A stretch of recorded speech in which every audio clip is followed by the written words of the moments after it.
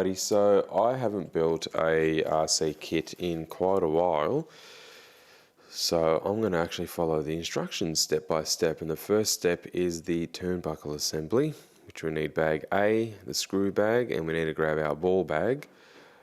I mean, what? And yeah, we'll get putting these together.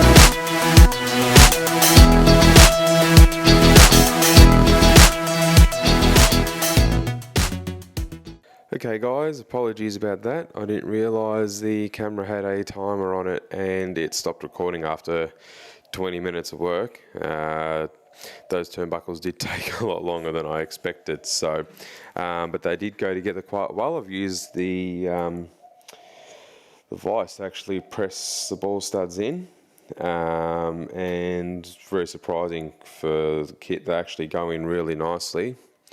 They got, yeah, bit of pressure to take them to put them in, which I'm very happy with. So next step is going to be the gear diff assembly.